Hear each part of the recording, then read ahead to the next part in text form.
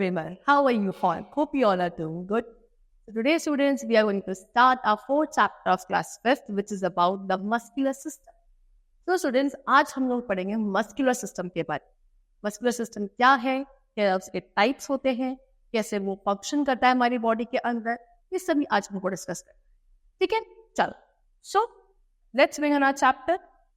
See, in the previous chapter, you have learned about the skeletal system, which gives a frame or shape to our body. The system accompanies with one another system called the muscular system. देखो, last chapter मैंने आपको पढ़ाया है skeletal system. Skeletal system क्या होता है? आपकी body का framework, ठीक है, bones का बना हुआ एक framework जिसको आप skeletal system कहते हैं. अब यही एक system एक और system के साथ accompany यानी कि combine होकर क्या करता है, आपकी body में movement के लिए responsible होता है, इसको आप muscular system बोलते हैं. ठीक है, touch any part of your body, you would feel something fleshy. This fleshy part forms your muscular system. देखो, मैंने आपको बोला था कि जैसे कि हम अपनी रिस्ट को टच करते हैं, तो रिस्ट टच करने पे आपको यहाँ पे एक हार्ट से सब्सटेंस फील होता है, जो कि आपका बोन है ना, और बोन किसका पार्ट है? स्केलेटल सिस्टम का है. लेकिन उसके अलावा अगर आप अपनी यहीं पे आर्म्स को ऐसे टच करके देखो, तो आपको क्या कुछ फ्लेशी जैसा सब्सटेंस भी फील होगा. वो फ्लेशी वाला सब्सटेंस जो है बच्चों, that is which is your muscular system. ठीक है, चलो. Muscles are soft tissues found under your skin. Soft tissues जो हमारे स्किन के अंदर होते हैं, उनको हम मसल्स बोलते हैं. Muscles are made up of stretchy fibers. ऐसे फाइबर जो स्ट्रेच हो सकते हैं, उनसे मिलकर हमारे मसल्स बने होते हैं. Every muscle has a special kind of work to do. हर एक मसल का एक स्पेशल फंक्शन होता है जो परफॉर्म करता है, जैसे कि running, jumping, talking, writing etcetera. These are muscles which help the bones to make movement or to do various activities. ठीक है ना, ये वो मसल्स है जो आपकी बोन्स को मूवमेंट करने के लिए कुछ और एक्टिविटीज को परफॉर्म करवाते हैं. Muscles can relax and contract resulting in movement. Muscles क्या करती है? कॉन्ट्रैक्ट करती है, रिलैक्स करती है, कॉन्ट्रैक्ट करती है, रिलैक्स करती है. इस तरीके से ही मसल्स की वजह से बॉडी में मूवमेंट्स पॉसिबल हो पाते हैं. ठीक है, अब देखो, muscles which are joint to the bones with tissues called tendon. वो मसल्स जो आपके बोन्स के साथ अटैच है टिश्यूज की हेल्प से, उनको आप टेंडन्स बोलते हैं. ठीक है, there are about 650 muscles in our body. कितने? 650 मसल्स होते हैं हमारी बॉडी में. 206 बोन्स होती है एक एडल्ट बॉडी में, एंड 650 मसल्स होती है बॉडी में. ठीक है, चलो देखो, ये आपको दिखाया है. ये देखो, बाहर से ये सब आपको क्या दिख रही है बच्चे? फ्लेशी वाला पार्ट, ये सारा क्या है? आपका मसल्स. देखो, ये आपका क्या है? ये लेग हो गया. पीछे देखो, ये वाला part, this is what? Muscle. Muscular system. The muscular system is a normal system involved in the movement of the body. The body is able to make movement with the help of the flexors and extensors. देखो, आपकी body में जो movement करवाता है system, जो movement के लिए responsible है, उस सिस्टम को आप बोलते हो क्या? Muscular system. एक ऐसा ऑर्गन सिस्टम जो बॉडी के मूवमेंट में इन्वॉल्व है, उसको मस्कुलर सिस्टम बोलता है ना. तो बॉडी जो मूवमेंट करती है वो फ्लेक्सर्स और एक्सटेंसर्स की हेल्प से करती है. ठीक है, चलो बच्चों देखो, यहाँ पे आपको पूरा मस्कुलर सिस्टम डिटेल में गिवन है. Now we come to this.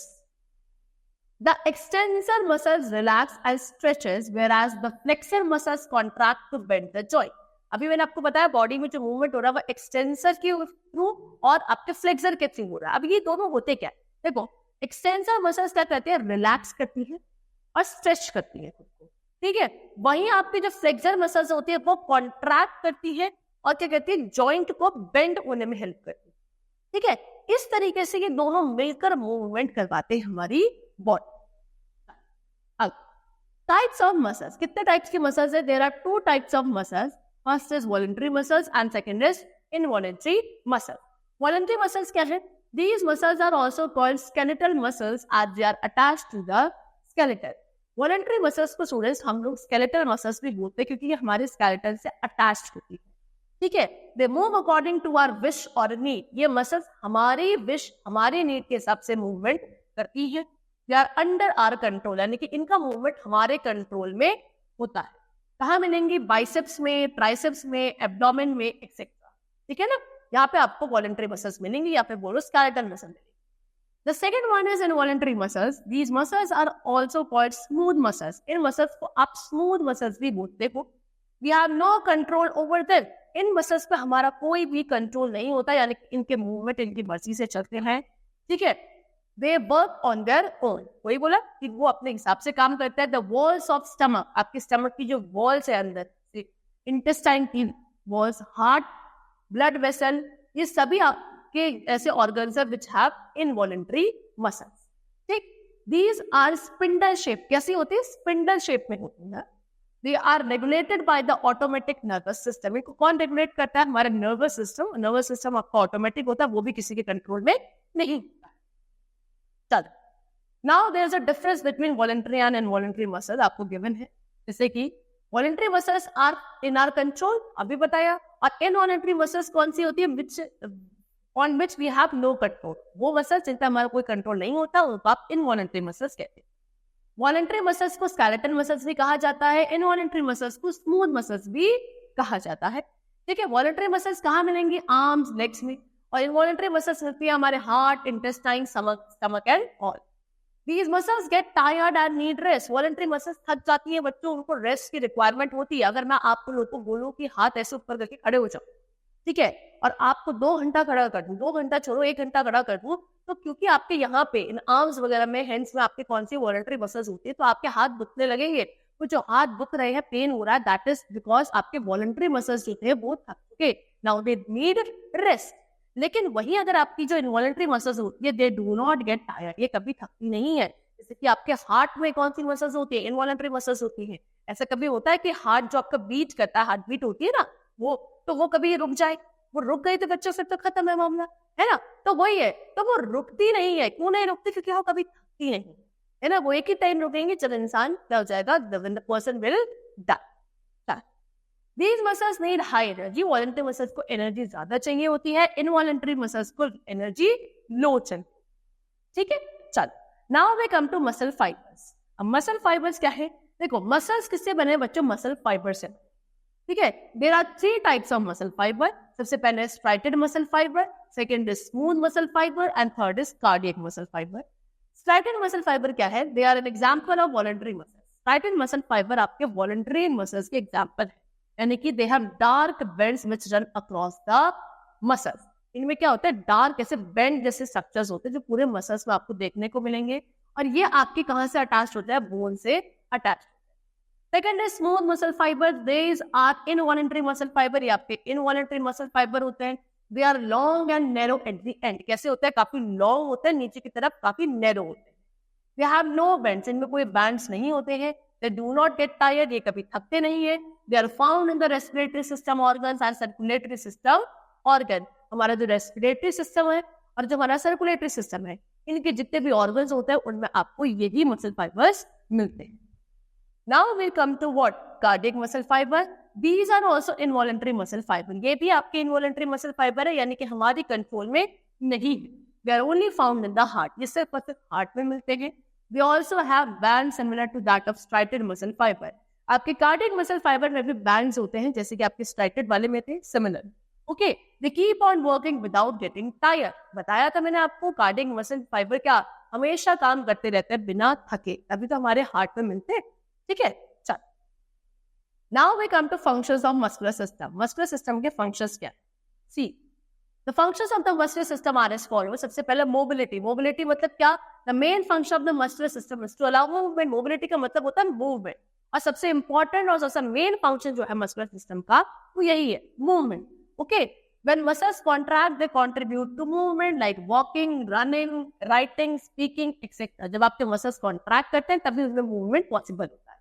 ठीक है, चल, सेकंड फंक्शन है stability. Muscles contribute to joint stability. Joint को स्टेबल रखने में हेल्प करते हैं muscles.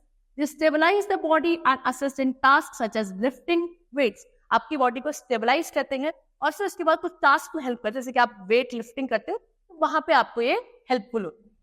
Next we come to posture. The skeletal muscle help to keep the body in the correct posture. आपका जो skeletal muscles होती है, ठीक है, skeletal system क्या करती है? आपकी बॉडी को एक करेक्ट पोस्चर में रखने में हेल्प करती है। Good posture relies on strong and flexible muscles. एक अच्छा पोस्चर किसके ऊपर डिपेंडेंट होता है?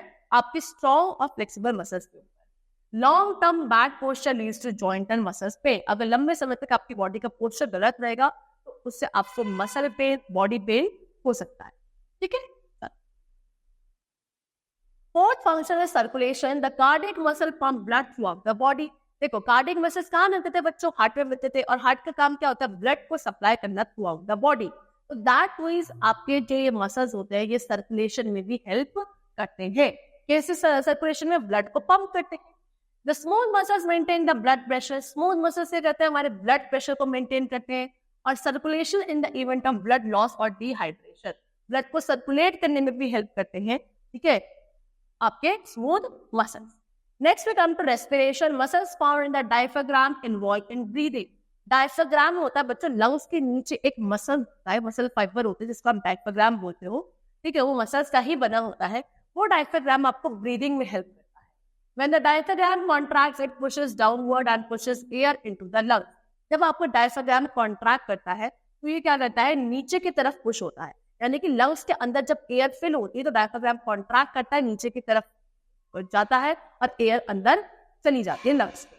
Okay, and when the diaphragm muscles relax they push air out of the lungs. उसके बाद जब आपकी डायफ्राम मसल दोबारा से रिलैक्स करेंगे, यानी कि दोबारा अपने ओरिजिनल पोजीशन में आ जाएंगी और जो एयर थी लंग्स से वो बाहर चली जाएगी. इस तरीके से रेस्पिरेशन में हेल्प करती है muscles. Next we come to digestion. Smooth muscles control digestion. Smooth muscles हमारे डाइजेशन को कंट्रोल करती है. Muscles in the walls of the hollow organs contract and relax to move food through the digestive system with a wave like motion. आपके जो hollow organs है उनमें जो muscles है वो कॉन्ट्रैक्ट और रिलैक्स करती है, तब आपका जो खाना है वो आगे की तरफ मूव करता है डाइजेस्टिव सिस्टम में और जाकर डाइजेस्ट होता है. आप जब माउथ से खाने को अंदर स्वेलो करते हो तो वो खाना माउथ से स्टमक तक कैसे पहुंचता है? बीच में एक पाइप होता है which is your food pipe. तो वो आपका मसल का बना है, वो कॉन्ट्रैक्ट रिलैक्स करता है फूड पाइप, तभी आपका खाना नीचे की तरफ पुश होता है.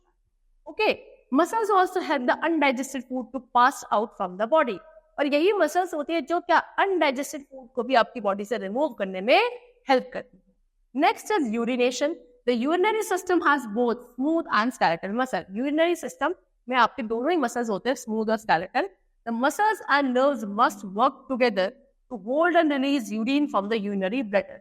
आपकी जो मसल्स है और जो नर्व्स होती हैं वो एक साथ ही वर्क करती हैं सो दैट आपकी बॉडी से जो यूरिन है which is a kind of waste उसको रिमूव करा जा सके.